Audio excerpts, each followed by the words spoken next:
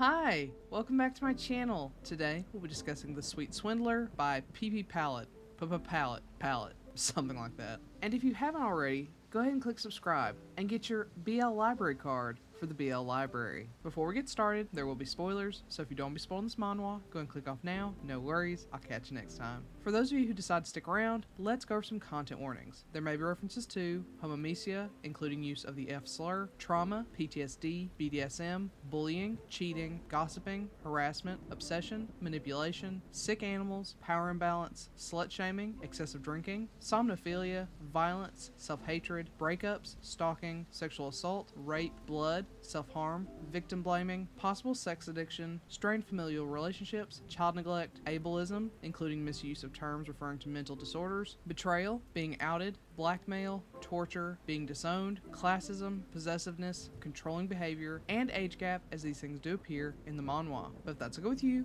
let's go and get started.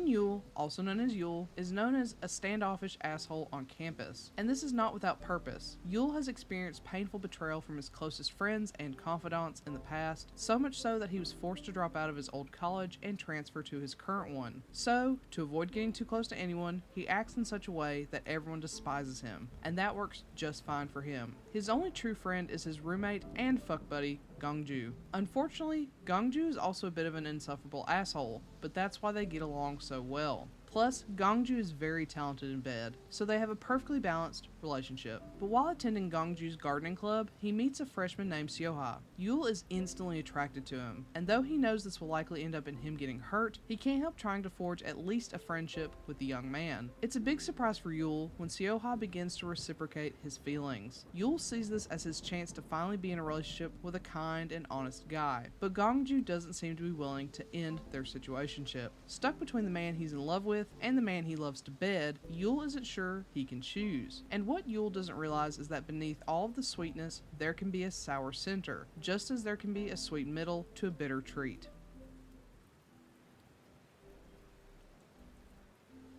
To start with, I adore Pppallet's art style. It's so clean and generally beautiful. It isn't perfect all the time, and it can be inconsistent, but it's one of those art styles that I find myself returning to over and over again because it's just so soft. One of my favorite titles, See You Again, is by this same artist, so when I saw this had come out, I was all over it. I will say the one thing I hate visually about this is the chosen font. It feels like a scanlation when it isn't. If I remember correctly, I've seen this font choice in other titles on Pocket Comics, and I'm not a fan of it. That's pretty nitpicky though. Overall, this looks stellar, font choice be damned. However, story-wise, this is pretty lacking. This is truly a smut fest. If ever there was a title that deserved the label pornoir, this is it in the BL world. If I had to estimate how much smut there is to plot, I'd say 95% smut and 5% plot. And I think I might be a bit generous on the plot side. Also, Yul seems constantly wet, and I don't mean from the front. I don't know if this suggests that Yul pre-preps all day every day or what, but it's wild. From the amount of sex Yul has between Gongju and Seoha, I'm surprised his balls haven't shriveled up to nothing. There is some plot, primarily focused on Yul overcoming his past trauma from being outed, beaten, stalked, and a myriad of other horrible things, while trying to survive a never-ending sex parade of a love triangle to a poly scenario. This creator loves an overly dark storyline overridden by smut. However, this is much more superficial than See You Again. I really enjoyed reading this as it was coming out. It was a nice, horny first read among all the more narrative-focused titles, but when I reread it for this review, I must admit it was a bit of a slog. So much time is spent reliving the same things over and over again, particularly the rivalry between Gongju and Seoha. Gongju fucks Yul, then Seoha fucks Yul, then Yul refrains from having sex with one of them, only to be unable to hold back and start having sex with them again. Then they both fuck Yul. All the while, Yul agonizes over why he can't choose between the two when, in the end, he doesn't have to choose, and our tops are willing to tolerate each other. If this series is 95% smut, it's also 95% of them fighting each other over who's going to be with Yul, and Yul trying to figure out why he's so addicted to sex with both of them. Part of me wishes it had dropped the plot entirely in favor of pure smut, as I think it would have been a much easier read, but maybe that's just me. The plot only served to create needless gaps between the sex scenes and dredge up more rivalry between our two rival tops. Something I did want to discuss before ending this review is the title. I like the concept of a, quote, sweet swindler, which is initially presented as as being Yule. He pretends to be sweet and innocent to woo Sioha, and it's simple and the most obvious meaning behind the title. But he isn't the only swindler in this trio. Sioha acts soft, but he's possessive, controlling, and even a rapist, going night after night into the club room where Yule is sleeping, trying to subconsciously win Yule back. Meanwhile, Gongju, who acts like an asshole and a major dom in bed, is actually really sweet. He admits that he's always assumed he would live the rest of his life with Yule, which is one of the vaguest but cutest marriage proposals ever. In the end, Gongju is the one that deserves better, in my opinion. Gongju's supremacy in this house. I do like that they end up in a poly scenario though, and I wish we had more titles with that ending, as love triangles would be much more satisfying that way.